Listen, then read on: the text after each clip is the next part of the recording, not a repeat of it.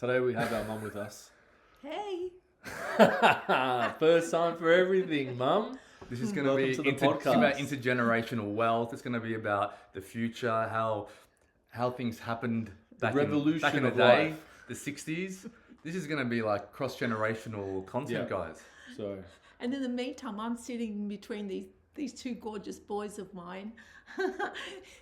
It's actually quite gorgeous. well, Quite you like beautiful. it? I love it. You like the atmosphere? I'm this little mum sitting between these two gorgeous tall boys. Congratulations on having us, mum. Yeah, you did a good job, Mum. I'm What proud an of you. achievement. I'm proud of you. I've Yeah. actually enjoyed being a mum. I was quite a young mum, and I grew up with you guys, and kind of was a big kid at heart myself. So whatever you went through, I was enjoying it twice as much. Wow.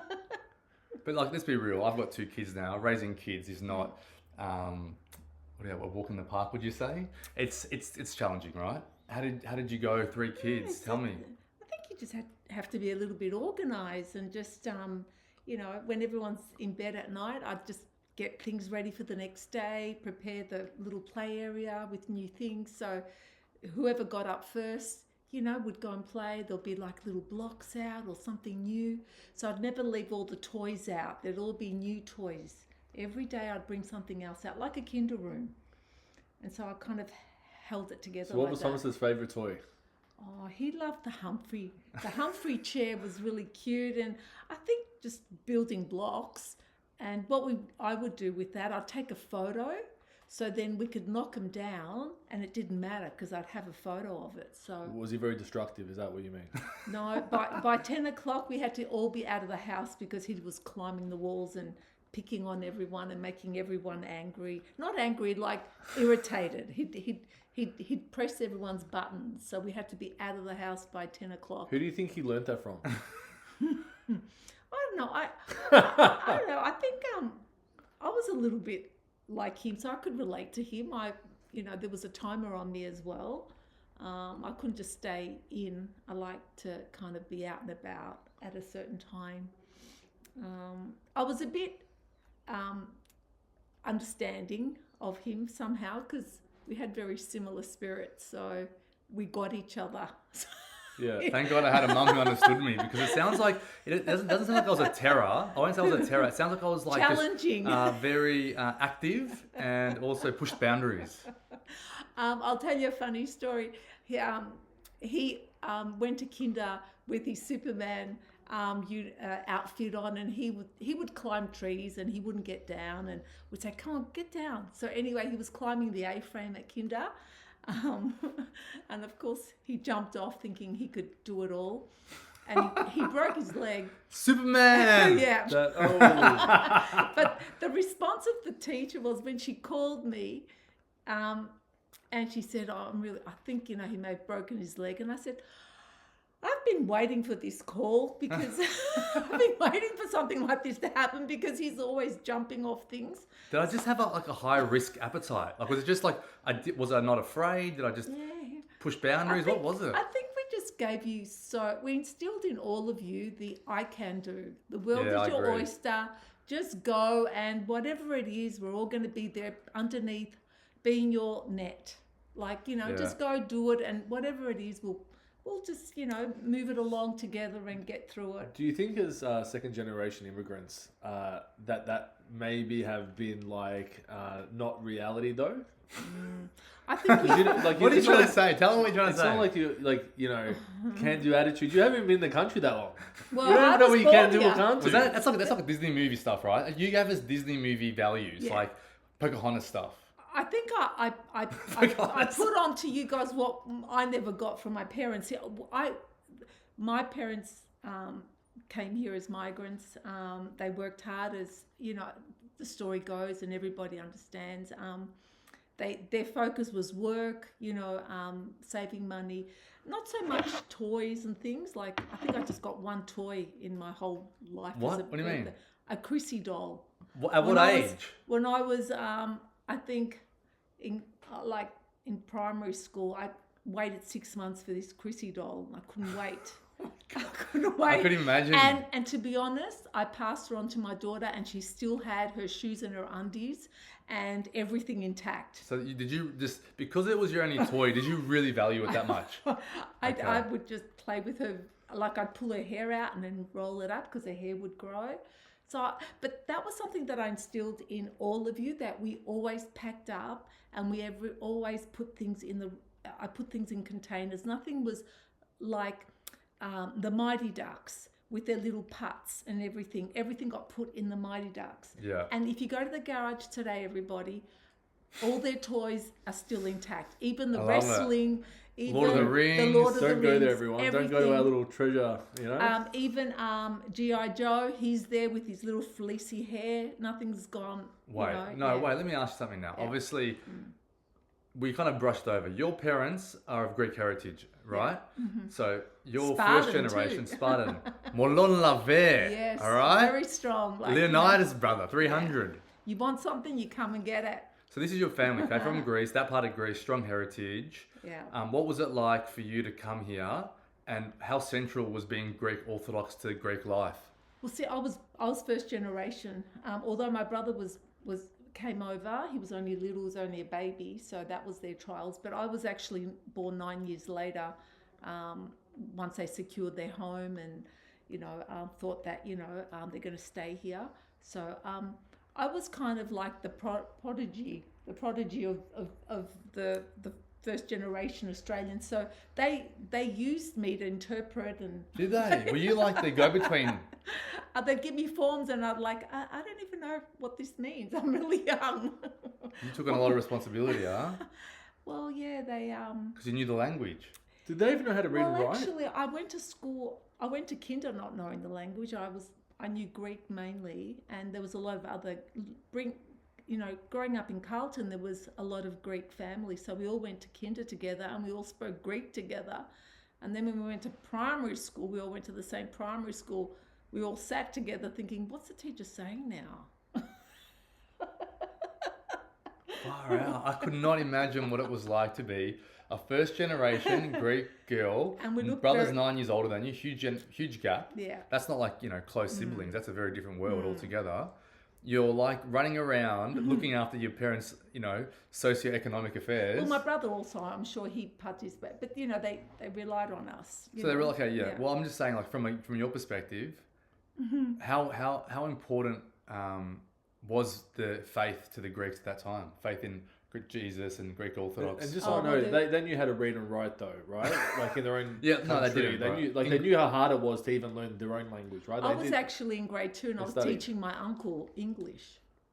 So the cards that I would learn at school, we'd have word cards. I would make them at home and I would mimic what I'd learned at school and teach him English. And I was only in grade 2, grade 3. So I taught him. Yeah, I taught him English. Wow. You've cared for a lot of people in your life. Yeah. You've got to care, like you just want to contribute, and I think that obviously that was so important in your life as a child, helping your parents integrate to this culture. Like, you helped them figure it out. I was quite particular.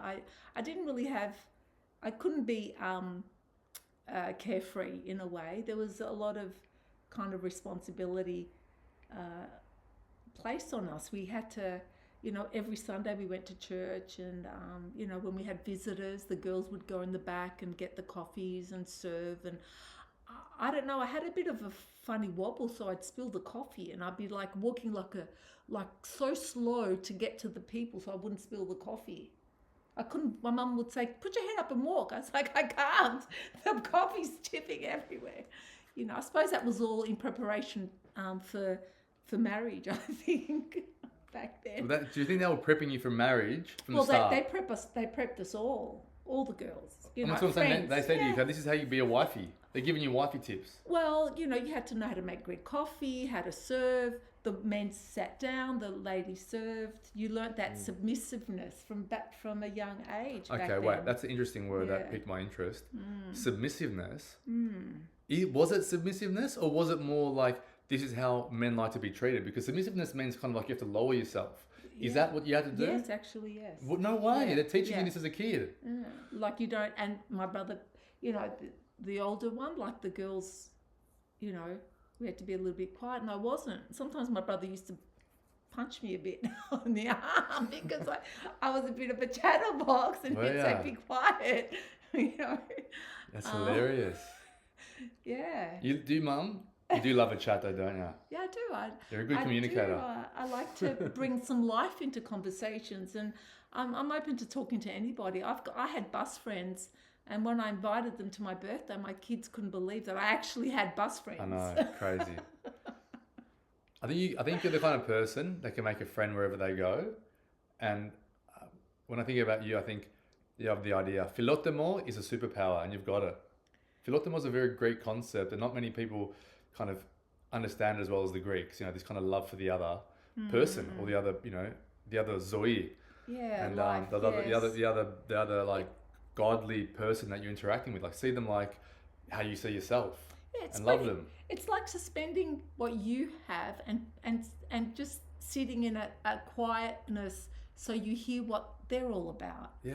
And so when they talk, you have empathy and you relate, and you might say, hey, my mum, yeah, I can understand. My mum would have done that, or I've learnt, I follow that too. I like that, or whatever. And then sometimes friendships come out of it because you're in line with some of your values and your morals, or there's an endearment if you see them again, or you say hello. I'll tell you a funny story. I was at the shopping centre with my daughter, and this young boy waved at me, and I waved back, but my daughter thought I was waving at the elderly person, the father or the grandfather that he was with, and then the young boy came over and told me that he had graduated and da-da-da, and my daughter's like, how is he your friend? I said, he's at the bus stop. I've seen him from year 7 till year 12. We've every chatted. day. And then I happened to see him at the petrol station, and he had finished his year 12. He was going to uni. His braces was out. Wow. He had a girlfriend. It was like, wow. I saw him when he first had his braces, and he, it was a bit awkward. So why do you take such a big interest in the lives of other people, especially your kids? And it just happens naturally. do you just care that much about their experience? Well, when you're at You're the just bus lucky stop- you're a female, because if you're a guy doing that, you're the biggest creep in the whole world. Now, I knew this one kid since he had braces. I've seen him grow up to be such a strong man. I invited him to my birthday party. No, I didn't invite You him. couldn't do that if you're a Mum, guy. I'm just telling you the truth. If you're a guy, they think you're a maybe. widow. But because you're so I take a effortless in motherly. it. There's Yeah. a motherly. It is the thing. Yeah, it is a motherly. Yeah. A mother can be a mother to anyone. Because I relate in a to way. my children when I talk to them. I go, yeah, I remember when my kids had it is a bit awkward. How, the pain will go, it does go. Like we talk about like things, braces, Who because you- I relate to my Yeah, kids. kid. You're like going deep with him, like the pain will leave. No, you. because he was sore. He was okay. The pain will go. Trust me. know. It's like, No, I'm honestly. you go crazy. There was a time you came to Sydney once to come visit us, and there was a time that you were at the cafe, and there was an older lady who got caught in the rain, Yeah. and you like took her in, brought her in from the road. Wasn't that right? No, she was in the. What had happened was she got caught in the rain, and I'd gone to the ladies, and she was outside the ladies shivering. But this was an enclosure though. This was part of the building. The toilet was part of Yeah, it. that's and right. I walked out, and I'd noticed there was a dryer in the ladies, but it was high up, and I said, "You are drenched." And she said, I know, I got caught in the rain. I said, you're actually drenched, your back is wet. I said, follow me, let's go to the bathroom, the toilet. There's a dryer there that's up high. I'll help you get dry a little Oh my bit. goodness. And she actually followed me. She trusted me. And I did. I dried her up. I dried her hair. I dried her back of her jumper because she was drenched. Do you reckon she had Alzheimer's or No, dementia? she didn't. No, I remember speaking to her. She's quite a lovely, educated, But why get caught in the rain, man? Like because you can get there out was of a, it. man. but there was a sudden pour, and she happened to run into the building that I was at, but she got hit by this. Think pour, about remember? in just the goodness of her mum's heart I know, that- to actually like say to herself, "I'm going to take this woman under my wing, care for her. You then introduced her to all of us. Because there was, and made her feel there was a comfortable. heater outside. When Yeah. we were sitting, there was a heater. I said, come and sit with us. Come and I'll introduce you to my family. And we're sitting underneath a heater and that might warm you up. That's And right. so she came and she told us she told us her story. We got to listen to someone's story and how she got to live in Sydney and where she lived, and That's right. such an interesting story. And she was, I won't ever see her again, but she left us with a story. Yeah, and she how would. sweet is that? She wouldn't stop talking, I remember. Is that right? is that a correct? Were She kept you talking about there as herself. well? Oh. Old Yeah. people, they're trying to tell this story. Like, they're coming to the end, and we don't know what it's like to come to the end. And then all you've got are these stories in your head, man. So you want to tell your stories. Don't forget though, sometimes people don't give them attention, and all Yeah. of a sudden, hey, someone's just It said, builds up. you're The come chat on, just builds come up in them, It's like a valve. You got to let it escape, and it's just a lot that comes out. There was this one Right? guy at Knox City, old guy, and he stopped me and the kids and my wife, and and he just started to ramble. Just out of nowhere, like, Knox has changed so much. There has to be rivers there. But what was funny was that I was actually going through like a bit of like a connecting with my past moments. I was actually wondering, like, where did these shops go? And literally, it was like he'd almost been told by some universal power, this guy is open for a chat about how Knox has changed, because I was. And then he goes, oh, there's a really good event for your daughter at the Tulip Farms. And he drops me this hint. We go to the Tulip Farms on his bloom, hint. And I was like, yeah. sometimes you just need to be open to the chat. And the oldies might have a couple of tips, but you just got to tell them at a certain point, I got to get out of here. I haven't got all day. So I was like, hey, bro, like, thanks.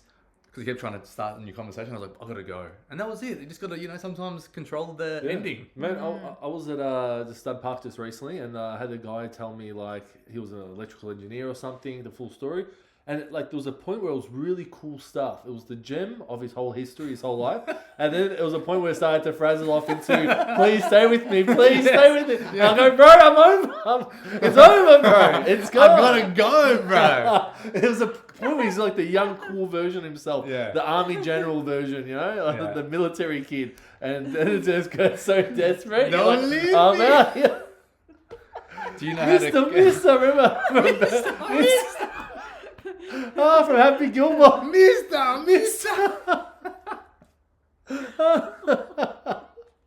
That's so funny.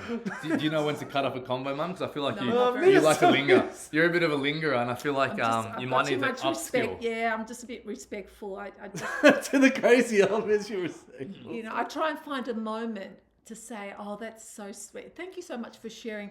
I really need to go now, but hopefully I'll see you again. Nice, that's a good exit strategy. Yeah. But you got to move as you say it, so you can actually. Yeah. You're already leaving as you're saying, like, Man. and I see you later, and boom, you're out the door.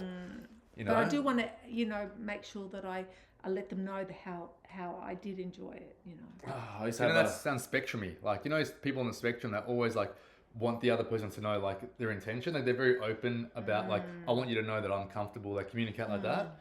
You have got like a very strong sensitivity to like making people feel comfortable. You want to make people feel comfortable. I did win customer service awards at Monash University. Yeah. So that was Well, I was actually going to say I funny. was like, I don't know, I'm just being myself. I can't, There's a But funny thing there was working at JB Hi-Fi. So one of the things is talking to customers that like a little bit like junky, and they talk to you and then they come back because they come around all the time. And one of the things that you have to get strong at is actually like not engaging with them or keeping like that distance so they don't waste your time at work and things like Is this that. in the caring space? No, this is when I was working at JB Hi-Fi. So Okay. one of my elements, because I was a really nice person, I used to talk to people, and at the beginning, I'll just talk to people. And maybe if you wanted to buy something, I was a really nice, polite oh, person. you're so sweet. Yeah. And then, but like, then all of a sudden you're talking to someone, you don't realize they're a junkie. Then they try to do scams on you, and things like that, and you're like, and then they're just always around, and then they go to all the different shopping centers and you always see them. So comes with the pros and the bad. Did you ever have one of those scammers like JB Hi-Fi? I had a girl that I used to go to school with actually try to do like a phone scam. Really? With you? Yeah, with me. Oh my, that's sick. And you know what? I went all the way with it. I tried my best. I'm like, you know what? I believe that you may possibly be this person. And you know what? If it happens, it happens. But I know that the security is pretty tight, man. Yeah, and yeah. if it doesn't work, I'm pretty sure it's not going to work. Yeah, if you're a scammer, they're gonna know. Yeah. There's no real way you can really cheat the system, So, you did the credit check, man. That's what it is. It's all about credit check. Thank God for tech. So, wait. I think I started a conversation here. Yeah. We've missed it again, but I want to come back to it. Okay. Greek Orthodox, is it connected to being Greek? Do you have to be Greek Orthodox to be Greek? How central is the Greek Orthodox, the church to the people and the faith to the people? And the Asian Orthodoxes, how do you feel about them? You know, is it just, you know, they're there, bro. They're there at the church with us, and it's Greek, and it's like, what are you doing here? There's Asians, the Greek Orthodox. Oh yeah, they love it. I've never seen that. I don't know if they do like April Fools or something. You know, they get together and they're like, do you know what? Let's just do this a couple of years in a row. You know, they walk around the circle. Let's join them a couple of years and see what happens. Far out. They're always there. I'd love to ask. I'd love to have a chat and see what they. How do they get to the church? Because Greek is very specific. It's one language, bro. It's Not one language. everyone knows Greek. No. You don't travel around knowing Greek. It's like niche. I walked into a shop in Greece, and there were Asian people serving me, and for a moment I was just trying to join the two, and I wasn't even replying to what you were saying to me because I was. It just didn't. I was just trying to work it out, and I said, "I'm so sorry. It's just. It's because the I language. admire you. Yeah. You're not. You know, speaking Greek. It's great. It's because it's so niche, you know. Because no one, like, when you grow up, only Greeks speak Greek. Yeah. You know, Spanish can be spoken by a number of different, nationalities, but Greek is so specific. It's so like. So I think it is hard to adjust. But like, tell me about growing up. What did your mum and dad say you have to pray every night?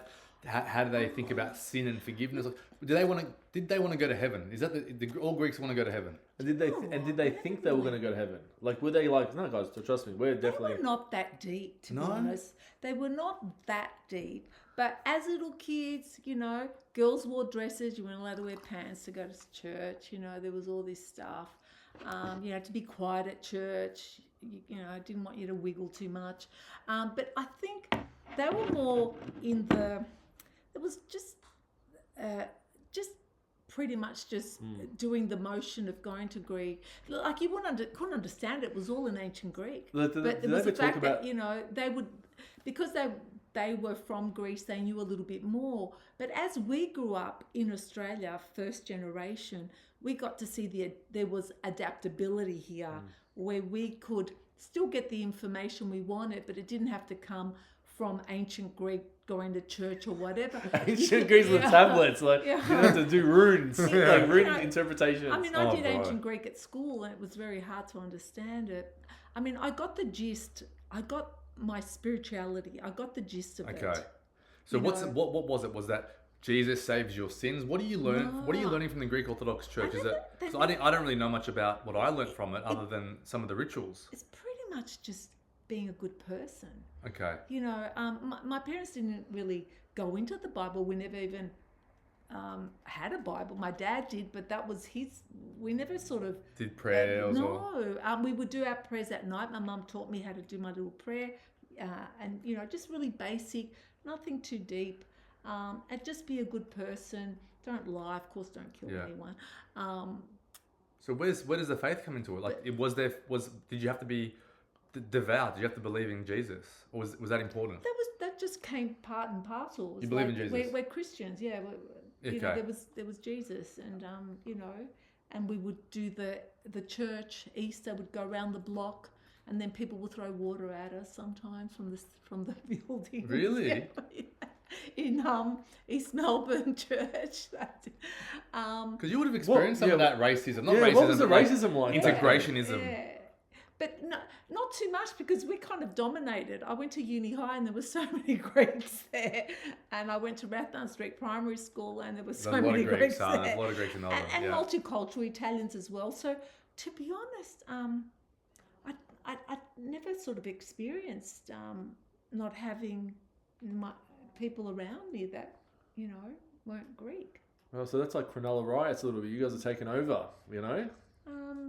You know, I mean, I went to school with Simon Palomares. We used to walk down Elton Street, you know, all of us. It was a group of us. So for those who don't know who Simon Palomares is, he's an actor that was in it. Yeah, Acropolis Now. He was Ricky on Acropolis Now. He was a Spanish guy. He was a Spanish guy. With all the Greeks around him.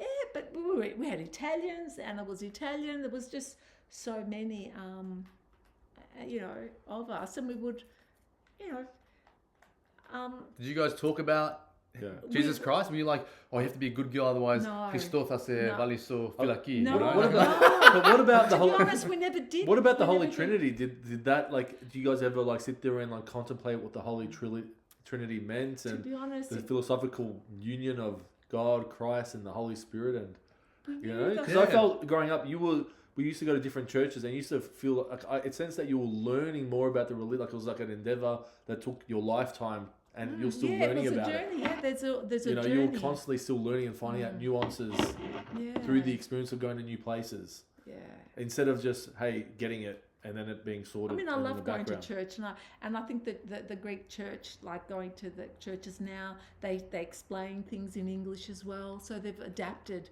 to reach the youth, and so it's created a bit of traction, people wanting to come and you know follow the traditions and follow the faith, but it is a self journey as well. I do a lot of self-seeking. I listen to Joyce Myers. She's you know she's a bit of a friend of mine. If I'm doing something, I like to listen. She gives me a better insight that I haven't had. You know. So from Joyce Myers, what's her key teaching? Like, what's Joyce Myers saying to people today? Well, for me, it's pretty much just trusting God. Just don't fall into that ruffle of noise and confusion in the world. Just know that have faith in God, trust Him, know His word too. So know what He's about, and don't just trust your emotions because they change. So can I just say one thing about like a lot of these Catholic and these preachers and things, they're very joyous, they're very good. But I've heard it a few times now where they flip being rich because they get money off of these things, They flip being rich into a positive, and they go, I say this is a blessing from God, The money that comes abundant is from my blessings. Hallelujah! And then you read that. Nah, Joyce Myers is not like that. She did. She 100%. I swear, I promise you here, she did. But then you have in the Bible, the very clean slated version where it says, it's easier for a camel to pass through the eye of the needle than for a rich man to get to heaven. Why is that then? Because, man, that's what I'm saying. Maybe it shifts a little bit. You start off poor, maybe looking for Lord's blessing. And then you hit a point where you're like, do you embrace accumulating more money, from the preaching, from the God's gospel? And how much do you really, sink all the money you gain? And I've heard a few preachers, there's one with, a jumbo jet. We're talking another preacher. The mega churches, mega churches. I've heard Joyce Myers, and I think she's spot on with her teaching. I don't know about the money things. She does say to people, you have to give. And I feel like if anyone's telling people to give when they're in financial distress, I don't think that's, the right advice. I think I understand the Christian understanding, be open and receive. But I feel like, the messages have to be around money, need to be very careful. I do think that Mitchell's right. Especially if we're in a pit of vipers, man. If you're in a pit of vipers, dude, then you got to keep that in. No matter who's saying it to you, you can't really give it away. You have to give what you can. I think charity or donations, you should give what you're comfortable with. Our sister, she told me today that to get baptized in the Greek Orthodox Church was you have to pay money. It's a price for it. It's considered a donation, but there's a price on it. And I thought, what if you can't afford that? Yeah. And then you get there, that's the kind of approach. And I thought, that's scary. It used to be different though. I think I'm really that's the only downside to the churches now. Especially the Orthodox Church, they are charging people a lot of money for things. I remember when my mum passed away, I didn't even have time to go in yet. The priest said, have you got the money in the envelope? So transactional, see? I'm like, what? And I said, and what if I don't have that? I was shocked. Yeah. I was actually very shocked. Maybe is it a business now? For yourself in hell. And they go full hardcore on you. There was actually no receipt. I'm taking back your baptism. Take your cross off your neck. I want this back as donation. There's actually no receipt. I just found that really. It's cash money. It wasn't like that. There wasn't like that. But you think there'd be some rogue Orthodox priests that are I'm doing it for free, guys. When I brought this, hey guys, they don't know this, but I'm coming for free. He's doing backdoor alley half price if you do it cash, and I'll come to your house and bless it. Yeah, but you would think there would be some evangelical people that would abominate that whole pay money for blessings stuff. Because they'd be I'll do it for money's the root of all evil. So if the money's in the church, is the money inherently going to be corruptible? Maybe the title gets taken away, so you're not even a real priest afterwards. I think at the end of the day, it's for our souls. Be humble. Well, that's what time's be up. humble. Maybe. Be loving. Be respectful. Know who God is. sit in his peace and search for his love and guidance. Everything else is just, but no, be yourself. Lend a helping hand if you can. If you can't, okay, you can't. But just have that calmness, that lovingness. Open your house to people, and teach your children to be the same, so they can pass it on to others as well. Oh, yeah. That's how I am. I mean, I listen to things and I take what my spirit wants. So what about you, Mitch? You got a blessing before we go out for it, because we're kind of at the end of the podcast Yeah. now, guys. That was awesome, by the way, Mum. Yeah, you got really into it. Wow, I love it. We went everywhere. We didn't even have to class. listen back and see. We Hey, felt like a Enough few. motherly advice, huh? And what about you? So Mitchell, we're That was a wrapping up little now. space trip in a way. You Because got a it was so blessing. quick. It was like we just got through it so well. You know, now that we're in quiet time. So Well, I just want to say, like, that sounded like a bit of a blessing, Mum. Do you have anything for our friends who are... anyone who's listened to all of the podcasts, like, thank you, number one. We need that support. We're trying to, just trying to reach people with a message that maybe... Or just to listen to a good conversation. share, like, subscribe. You know? guys, You gotta... like, if you like it, like, share it, because if it's resonating on some level, like, and the conversation means something, maybe other people need to hear it as well. So the blessing that I want to kind of impart before I go is...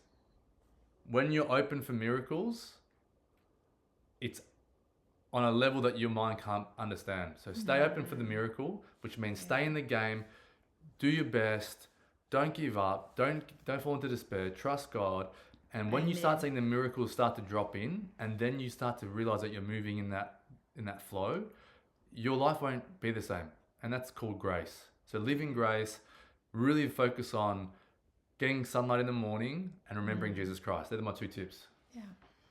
Yeah, I agree with you. Nice. Always remember Christ in your life, and when you're when you rise to a good place, respect it and retain it as well. You don't want to always struggle all your life. You do want to feel some happiness and some good joy, and don't take for granted that you don't feel that angst of being at the bottom anymore. Really retain it and be thankful for it and respect it. And continue on the awe of that experience. That's something that I've really want to instill as well. Hey guys, any final words? Otherwise, we'll drop some master prompts this week about maybe some new stuff. Master prompts. Retain wealth is going to be my one. Yeah. It's all about retaining wealth. That's my new. My one's going to be about how to sustainable farm. You love sustainable farms, man. That's Get all on I it. hear from you I know. recently. Any parting words, Mum? I just wanted to say, it's just a joy sitting in between my 2 boys. And thank you for loving me. Thank you for including me. We've always been buddies. Even though I am your mum, I've always felt like I shared in your upbringing, and we've got a really great relationship, and I feel very blessed and I'm very thankful for it. Yeah, very Love you nice. guys. All the best. Love you All the guys. best. Bye. Bye. Thanks, Mum.